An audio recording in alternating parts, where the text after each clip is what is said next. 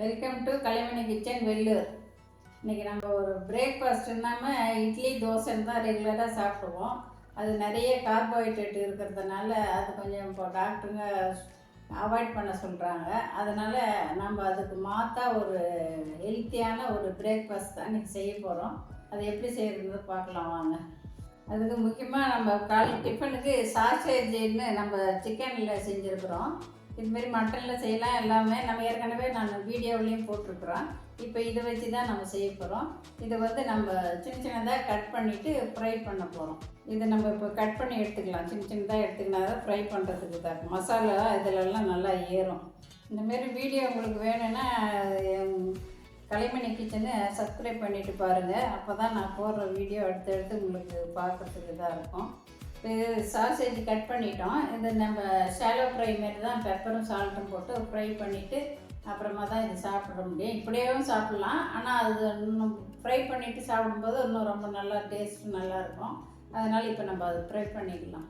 இப்போ தவா அடுப்பில் வச்சுருக்குறோம். அது சூடானோன்னா கொஞ்சம் லேசாக எண்ணெய் வந்து மேலே தடவினா போதும். ஷாலோ ஃப்ரை தான் பண்ண போகிறோம், நிறைய ஊற்ற தேவையில்லை. இதே நீங்கள் பட்டர் போட்டு கூட பண்ணலாம். இது நான் தேங்காய் எண்ணெய் தான் எடுத்துருக்கிறேன். சும்மா அப்படி தடவி விட்டுட்டு நம்ம இதை வந்து அப்படியே அடுக்கி வச்சுட்டு ரோஸ்ட் பண்ண போகிறோம். கொஞ்சம் சூடு ஏறினோன்னு நம்ம திருப்பி வச்சுக்கணும். குழந்தைங்களுக்கெல்லாம் கொடுக்குற மாதிரினா நம்ம பட்டரை நெய் அது மாதிரி போட்டுக்கலாம். வயசானவனாக கொஞ்சம் எண்ணெய் இல்லாமல் ஃப்ரை பண்ணிக்கலாம். இதிலே கொஞ்சம் பெப்பரும் சால்ட்டும் போட்டுக்கலாம்.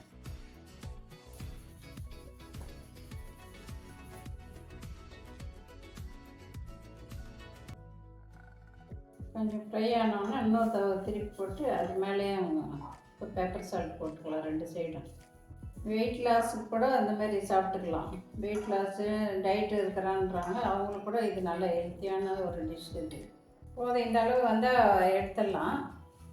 இதே நமக்கு இன்னும் கொஞ்சம் இதாக வேணும்னா வெங்காயம் கொஞ்சம் கட் பண்ணி போட்டு கூட ஃப்ரை பண்ணிவிட்டு அப்படியே இதையும் சேர்த்துக்கலாம். நமக்கு வேணான்றவங்களுக்கு சும்மா இது சிம்பிளாக ஒரு டிஷ்ஷு. அது இப்போ வெள்ளரிக்காய் டிஃபனு நம்ம சாப்பிட்றதுக்கு அரேஞ்ச் பண்ணிக்கலாம். அது வெள்ளரிக்காய் வந்து ஒரு வெள்ளரிக்காய் எடுத்துருக்குது. அது தோல் சீவிட்டு கட் பண்ணி வச்சுக்கிது. அதை இப்போ தட்டில் வச்சுக்கலாம்.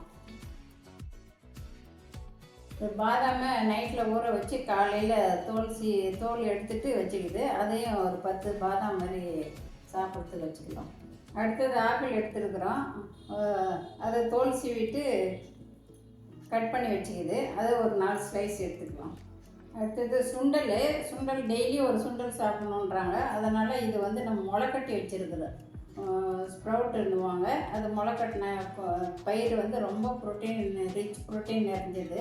அது வந்து நான் சும்மா ஸ்டீமில் வேக வச்சுக்கிறேன். பச்சையாக சாப்பிட்றதுனாலே சாப்பிட்லாம், இல்லைன்னா வேக வச்சு இந்த மாதிரி சாப்பிட்லாம். அது ஒரு கப் எடுத்துருக்குது.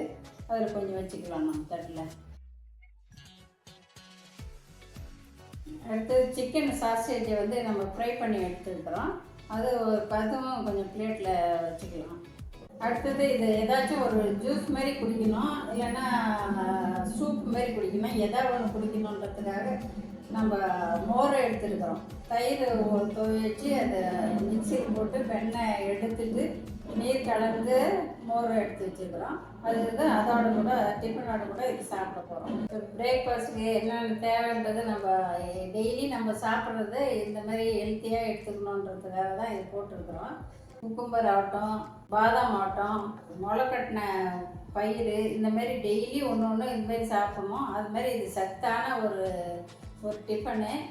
இதேமாரி இன்னொரு ஹெல்த்தியான ஒரு டிஷ்ஷோடு உங்களை வந்து பார்க்குறேன். And then by.